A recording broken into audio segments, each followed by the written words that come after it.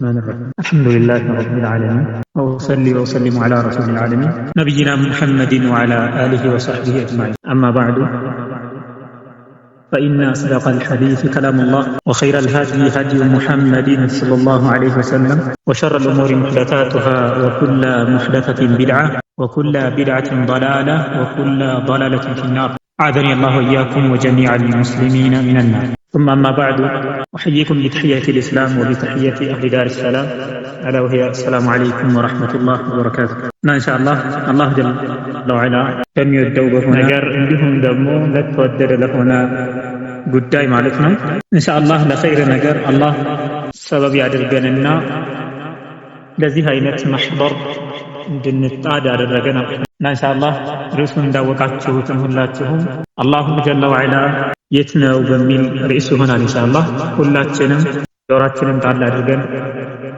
እንከታተል ብዬ እላለሁ ኢንሻአላህ አላህ የት ነው የሚለው የዐቂዳ ጉዳይ እንዲሁም አንድ ሰው ያመነበት እንደሆነ ሙስሊም ተብሎ የሚባልበት ሌላውን ተውሂዱን ምንም ከመያዙም ጋር ማለት ነው ያስተባበለ የሆነ ሰው ደግሞ መረጃ ደርሶት ከሆነ የሚከፍርበት ሙሽሪክ ከሚባልበት የሆነ ጉዳይ ስለሆነ ሁላችንም ውስጣችንን ሰጥተን ኢንሻአላህ እንከታተል ይገባል ማለት ነው። አወለን አላህ የት ነው በሚል ከቁርአን ኢንሻአላህ ለመጥቀስ ወዳለሁ هكذا ከረሱሉ አለይሂ ሰላቱ ወሰላም አንደበት ከሐዲስ ነዓም እንዲሁም ደግሞ ከሰሃቦች وهكذا ኢጅማዕ የዑለሞች ስምምነት እንዳለ ኢንሻአላህ ይህን ለማውሳት ወዳለሁ ማለት ነው። የተኛውም ነገር እምነት ብለን ስንይዘው በመጀመሪያ ቁርአን እንዲሁም ሐዲስ ይዘን ሊሆን ይገባል። እንዲሁም ደግሞ ኢጅማዕ ማስረጃ ሆኖ ይገኛል ማለት ነው።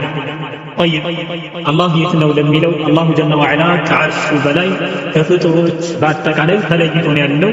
ይሄ ቁርአን ያጸደቀውና ረሱሉ አለይሂ ሰላቱ ወሰላም ያጸደቁት እንዲሁም ዑለሞች በአንድ ላይ ማለት ነው የተስማሙበት የሆነ ጉዳይ ነው። ይሄስ አላሁ ጀለ ወዐላ ቁርአን ላይ በሱረቱ አልአዕራፍ 54ኛው አንቀጽ ላይ قال إن ربكم الله الذي خلق السماوات والأرض في 6 أيام ثم استوى على العرش እንደሚታወቀው አላሁ ጀለ ወዐላ ቁርአን ላይ ጌታችሁ አላህ خلق السماوات والأرض ሰባት ምድርና ሰባት ሰማይን ፈጠረ في 6 أيام በስድስት ቀን ፈጠረ ثم استوى على العرش ከዛ በኋላ በሰባተኛው ቀን አላሁ ጀለ ወዐላ ከዐርሹ በላይ ሆነ ብሎ አላሁ ጀለ ወዐላ ስለራሱ ይነግረናል ማለት ነው። ስለዚህ አላህ ስለራሱ የነገረን እንደሆነ ከራሱ በላይ የሚነግረን አንድ አካል የለም። ይህን አምነን እንቀበል ይገባል ማለት ነው።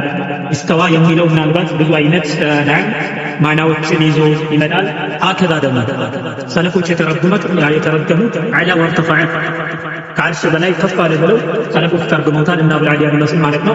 ቡኻሪ ነቅል እንዳደረገው طيب على كل حال ኢስቲዋ ማለት ከፍ ማለት እስከሆነ ድረስ በብዙ አይነት መጥቷል። ብዙ ሰዎች እንደ ሹብሃ እንደሚያነሱት ማለት ነው ኢስቲዋ የሚለው በብዙ አይነት አገላለጽ መጥቷል።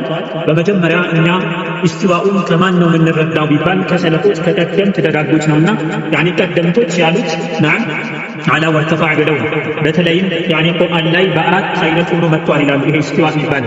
መጀመሪያ መቅሩን ቢዐል ጃራ በዐል ጃራ ጃራ በሆነች ዐላ ተያይዞ መጥቷል። እስከ 12 ቦታ ላይ መጥቷል ይላል። 7 منها في صفات الله تبارك وتعالى و5 منها في غير صفات الله تبارك وتعالى ከ12ቶቹ ሰባቱ በአላሁ ሱብሓነሁ ወተዓላ ሲፈት ሆኖ ተያይዞ ቢዐል ጃራ መጥቷል። ثم استوى على العرش ይላል 6 ቦታ ላይ እንዲሁም ሱረቱ ጣሃ 5ኛው አንቀጽ ላይ ምን ይላል الرحمن على العرش استوى ይላል። ስለዚህ በዐል ጃራ የመጣበት ቦታ ስለ አላህ ሱብሓነሁ ወተዓላ ሲፈት የሚገልጹ 7 ቦታ ላይ መጥቷል። ይሄ ደግሞ በአረቦች ዘንድ የሚታወቀው ኢስተዋ በዐላ ያለፈ እንደሆነ ማዕናው ከፍ ማለት እንጂ ሌላ ትርጉም ፈጽሞ አያስይዝም።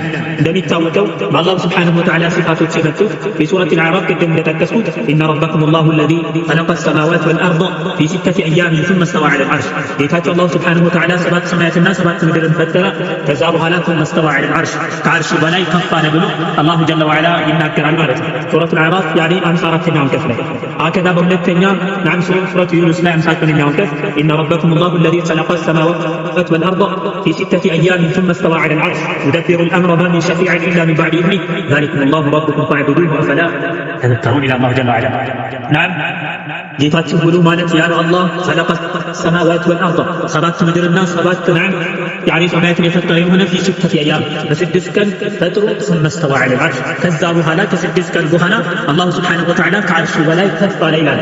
ነዓም يدبر الأمر ነገራቶችን በአጠቃላይ ያስተናግዳል አላሁ ጀለ ወዐላ። على كل حال يعني ዋና አጀንዳውን ተያዝኩኝ ማለት ነው። በስድስት ቀን ሰባት ሰማያትና ሰባት ምድርን ከፈጠረ በኋላ ከዛ በኋላ ነዓም ምን ሆነ ከዓርሹ በላይ ሆነ።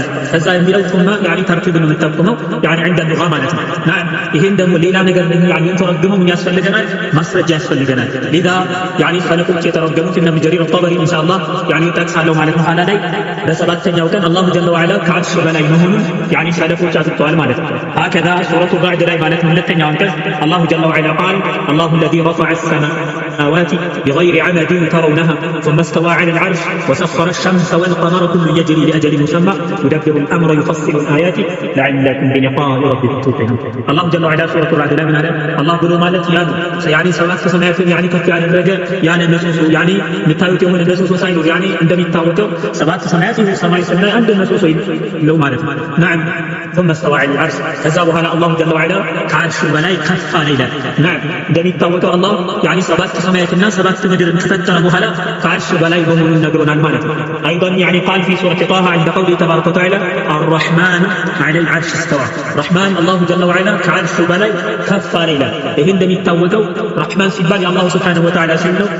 ስለዚህ ይሄ ስም ማለት ነው ማዕዛቱ ነው ከዛቱ ጋር አንድም ያኒ አላህ ሰባት ሰማያትን ሰባት ምድርን ፈጠረ ሲባል በዛቱ ነው እንደፈጠረው በምኑ ነው የፈጠረው ተብሎ ቢባል ጥያቄ ራሱ ፈልሰፋ ነው። ስለዚህ አላህ ረሕማን ጌታችን አላሁ ጀለ ወዐላ ከዓርሽ በላይ ከፍ አለ። ሰለፎች ያኒ እንደተረገሙትም አላ ወርተፋ ያኒ አላሁ ጀለ ወዐላ ከሰባት ሰማያት ከዓርሽ በላይ ከፍ አለ ብሎ አላሁ ጀለ ወዐላ ይናገራል። هكذا በአምስተኛ عند قوله تبارك وتعالى في سورة الفرقان يعني سورة الفرقان الله جل وعلا من على الذي خلق السماوات والأرض وما بينهما في 6 أيام ثم استوى على العرش الرحمن فاسأل الخبير يا الله جل وعلا. يعني الله سبحانه وتعالى ማለት ሰባት ሰማያትና ሰባት ምድርን የፈጠረ نعم በእነርሱ መካከል ያለው የፈጠረ ቃል ምን አሉ አስከተለው في 6 أيام በስድስት ቀን ፈጥሮ ثم استوى على العرش ከዛ በኋላ ለሰባተኛው ቀን አላሁ ጀለ ወዐላ ኢስቲዋኡን አደረገ ከዓርሽ በላይ ከፍ ማለቱን ነገረን ብሎ አላሁ ጀለ ወዐላ ለራሱ ይናገራል ማለት ነው። ስለዚህ يعني ቁርአን ላይ ቃል በቃል በዐላ የመጡ يعني على الجارة ማለት ነው ተንተርሰው የመጡ ኢስቲዋኡች አሉ።